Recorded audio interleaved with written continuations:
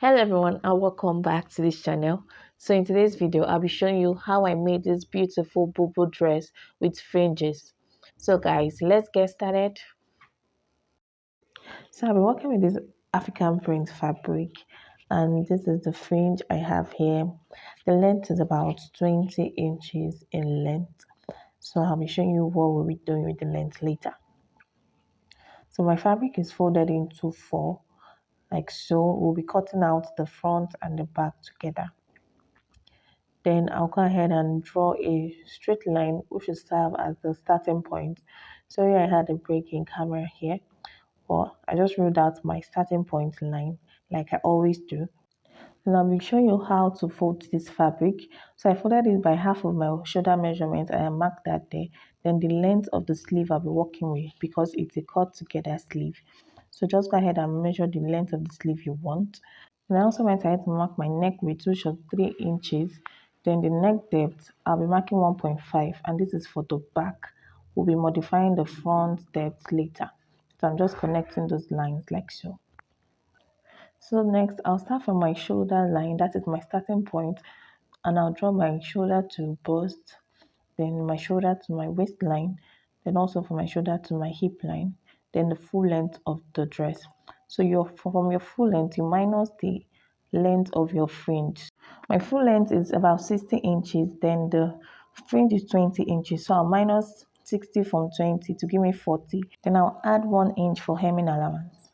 So on this part, my sleeve will be about 11 inches deep, which is on my bust line. So on that line, I'll go in by 2 inches like so. Then from that 2 inches, we'll come down by another 2 inches to give us that curve that we'll be needing.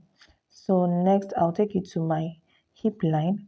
Then you divide your hip measurement by 4.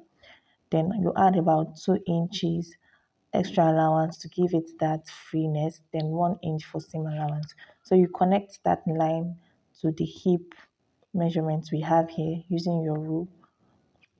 So just connect it like so. Then whatever we have on the hip line, we'll also place it on the hem line to give us that straight line. So I'm just measuring it like so. Pardon my camera if you can't see that area, but that is just what I did. Then I connected my hip line to the hem line. So guys, I'm just going ahead to extend the length of what I have on my full length of the dress.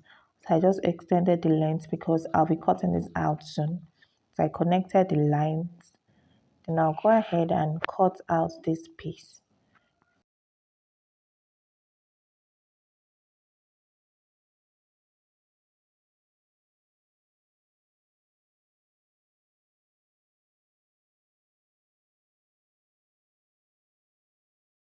So after doing that, we'll be modifying for the front neck depth. So I'm just going to place my back part aside. Then I'll be using this piece for the front part. So on the neck width, it will remain the same. It's always the same on the neck width. Then the neck depth, I'll be going down by 9 inches. So you can use 8.5, then use the remaining 5 for the allowance.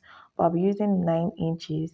Then I'll connect the neck width to the neck depth of 9 inches using a V shape. So it's going to be a V-shaped neckline in front. So I'll just go ahead and cut out what I have here. So guys, after cutting, this is what the neck front depth looks like. We have a V shape here. And I'll be placing the back part to the front part like so, right side facing right side.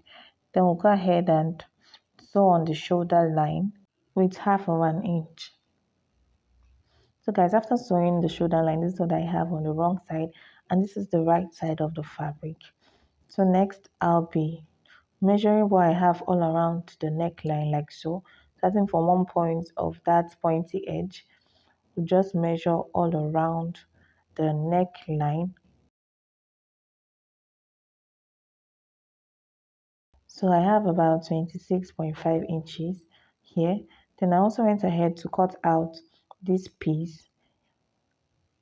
So the length is the what we have all around the neckline plus about 2 inches allowance. Then the width is 4 inches, but later I had to trim it off to 3 inches. But if you want to maintain a 4 inches, you can just go ahead. So I left about 1 inch on this strip. Start from 1 inch allowance, then pin it all around the neckline. So that's how we'll be sewing it. Make sure you leave out 1 inch seam allowance on the edge before you start pinning it down like I did.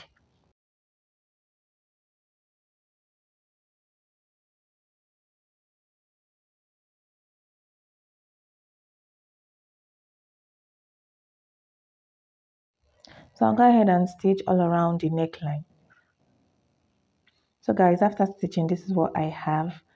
And this, I already went ahead to reduce the strip to 3 inches like I said earlier. So in between this stitch I have here, I have about half an inch distance between these two strips. Then I'll go ahead and notch the sides just before the seam we have on both strips, so to give it room to move.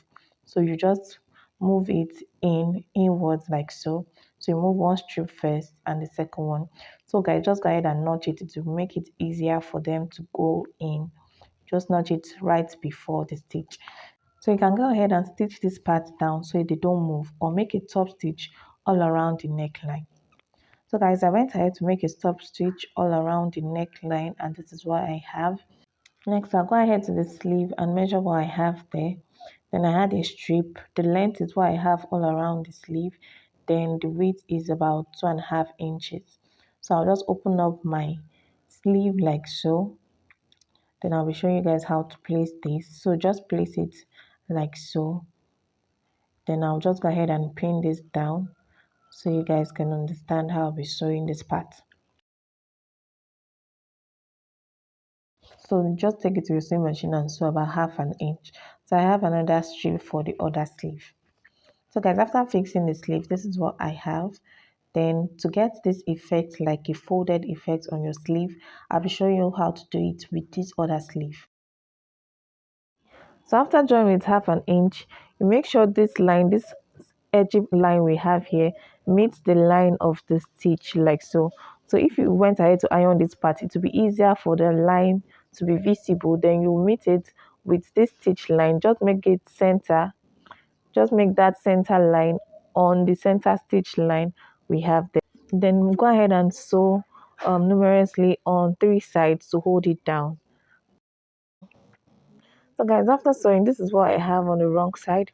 Then I'll go ahead and sew by the seam allowance we left on the side. So guys, go ahead and sew on whatever seam allowance you left on the side seam.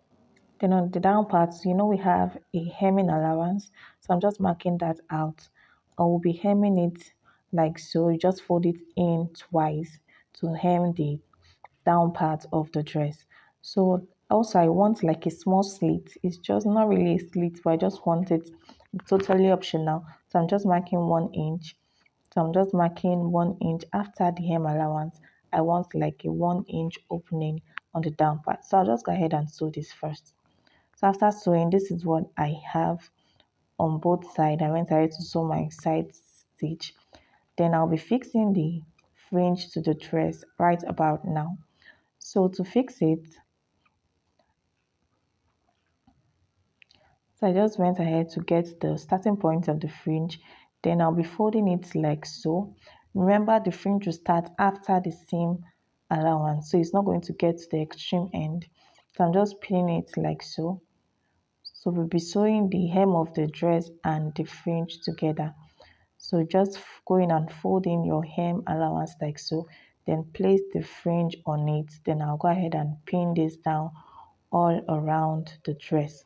So guys, note when you sew this fringe to the dress, you make 2 stitches. So after sewing 1 stitch, you go ahead and make another line on the hem also, so you can properly hold the fringe and they don't start pulling off one after the other. So getting to this other end, also make sure it doesn't extend to the same allowance. So I'll go ahead and make those stitch I just told you, and also do same for the back part. So guys, this is the final look of the dress. As you can see, the sleeve and also the V neckline, and this is the full length of the dress. It came out really beautiful, guys. Please don't forget to subscribe to this channel, like this video if you found it helpful, and share. I will see you guys in the next one. Bye.